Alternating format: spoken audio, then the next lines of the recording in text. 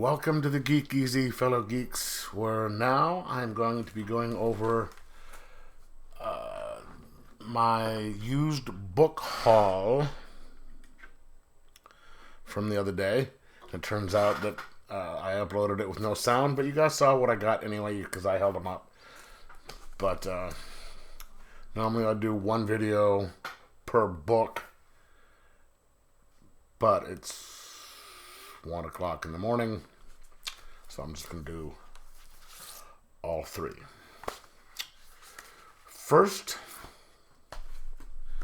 we have Anita Blake, Vampire Hunter Guilty Pleasures, Book 2, the trade paperback. This concludes the run for the first book, which was Guilty Pleasures. Now, it left off, in this book, we have our heroine, Anita Blake. She is a necromancer. She is also a vampire slayer. That's kind of a second job. Her main job, she works for this company where she raises the dead. Let's just say there's a contested will, and clients want to know the definite answers, so they come to her company. They send her out. She raises the dead. The person can answer, say, I wanted this. Boom, they put it back down. And for other reasons.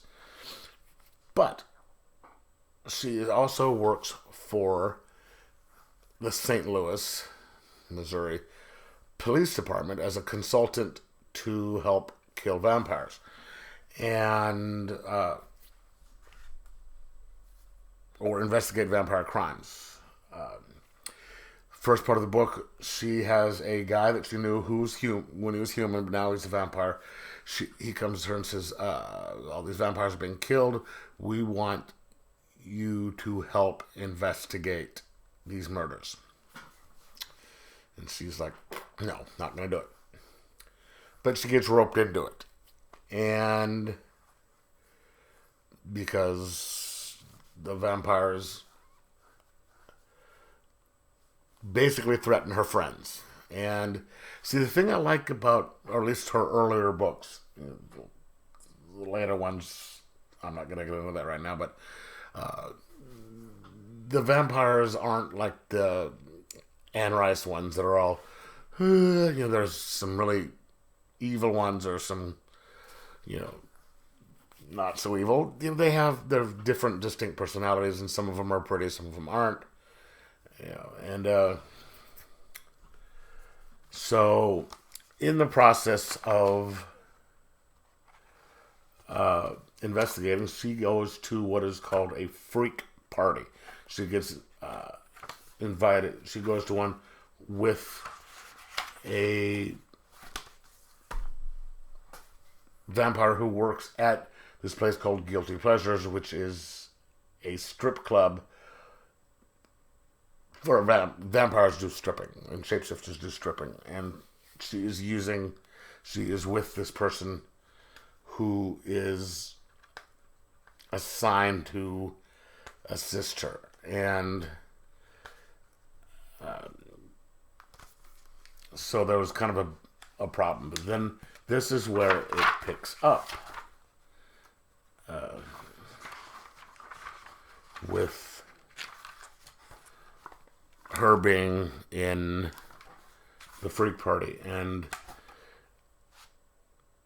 see the little what looks like a little blonde girl, that is the master of the city. She is 1,000 years old and very, very, very, very, very, very powerful. And she's the one who's threatening her friends. And so she has only a certain amount of time to help solve these, or else she's going to get killed. So, I've read the book, and the book was good, and this is a very, very faithful adaptation, because one of the things about it is the story here is written by Laurel K. Hamilton as well, the comic version. So it sticks closely to the book. And if you... both the comic and the book are very well written. And the art in this is really good. She picked some really good artists. This book came out in 2008, I think.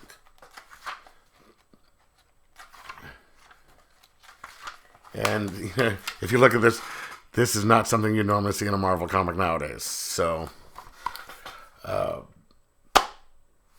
very well done.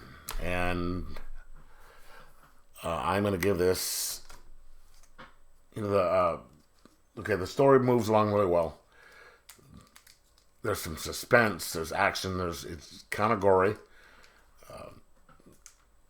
Left to your imagination in the book, it's a lot more gory, but there's only so much they can put on the page. I'm going to give this a 4.0 out of 5 and just say, get it. Okay, then we have the next book, which is Anita Blake Vampire Hunter, First Death. This is based on a short story that Laurel K. Hamilton wrote. Okay, again, it is published by Marvel, written by Laurel K. Hamilton, and the art is by, I think, the same crew that did it before. Wellington Aves. This is a book of her early in her career. Just starting out, and she's working under a mentor, where these young children are being murdered by vampires, and the regional paranormal investigative team is assigned to look into it, and they bring her in. And so this is her investigating the murders, and it also shows how she meets Jean Claude for the first time. Jean Claude is now, after the first book, but not in this one, after Guilty Pleasures, is the master of the city, because the young girl is not anymore. But this is about one of her first cases, and again, like what I just said in the earlier one, very well written, concise, to the point, good art, and really entertaining. I'm going to give this a 4.0 out of 5. And the last book I got was The Incredible Hulk, Fall of the Hoax, Book 2.